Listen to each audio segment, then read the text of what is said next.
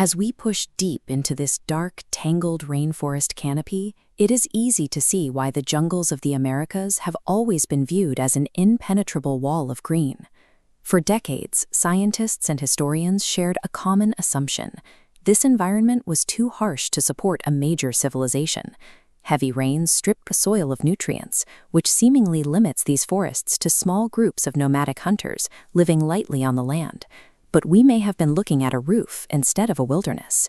Beneath this foliage, the earth might still hold the footprints of sprawling, highly populated ancient metropolises.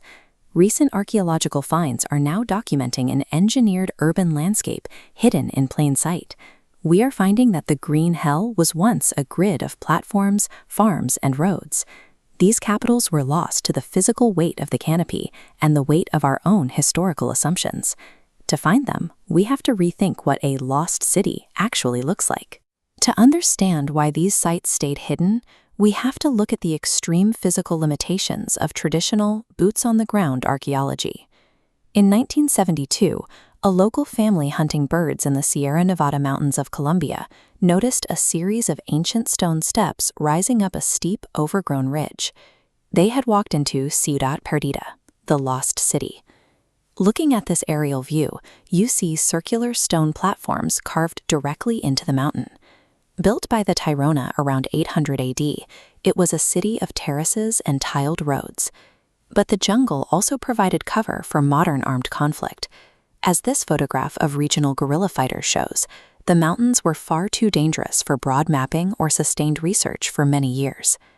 Ciudad Perdida proved that complex societies could thrive in these heights. But on foot, researchers were effectively blind, only able to document the microscopic fraction of the city they could physically clear of brush. This barrier was bypassed by LiDAR. An aircraft beams laser pulses down. Some reach the soil to map the ground geometry beneath. By filtering out trees, archaeologists instantly generate a topographical model of the forest floor, completing in days what took decades of physical labor. In Ecuador's Upano Valley, this technology revealed an ancient city that had been sitting in the foothills of the Andes for 2,500 years. The data revealed a landscape of organized human activity across 300 square kilometers. The survey counted over 6,000 rectangular earthen platforms, accompanied by agricultural terraces and drainage systems. This wasn't just a cluster of homes, it was a planned urban network.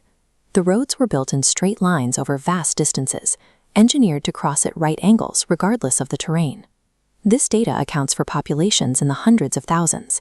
It erases the image of the wandering tribe, replacing it with a sophisticated, settled society. Looking at this stone peak breaking through the vast canopy in Guatemala, we are seeing the tip of El Mirador. It was one of the largest Maya settlements of the pre-classic era. To build here, the Maya had to overcome the bajos, seasonal swamps that seemingly prevent mass agriculture due to their acidic, nutrient-poor soil. They solved this with indigenous engineering. This diagram shows how they hauled mud from the swamps, mixing it with crushed limestone. The lime raised the soil's pH, creating fertile terraces. When depleted, they added a new layer of mud and lime, supporting massive populations. This surplus food fueled a massive infrastructure project, the Sacbeob, or White Roads. As seen in this photograph, these raised stone causeways were up to 50 meters wide, creating an ancient superhighway system that linked the entire landscape. The Maya transformed an inhospitable basin into a high-yield agricultural and urban engine. They terraformed the green hell to suit their needs. El Mirador was not an isolated case. It was part of an estimated network of 800 interconnected cities that once spanned this region. Looking at this river and jungle landscape today, we have to look past the nature. Those hills and contours are often remains of overgrown infrastructure. These forests represent a twofold heritage. They are a natural wonder of the world, but they are also a profound indigenous monument that has been reclaimed by the earth. The millions of data points uncovered by LiDAR show us a reality we didn't think possible. Pre-Columbian indigenous peoples built sprawling empires and engineered sustainable food grids that rivaled any civilization on Earth, right up until the trees took them back.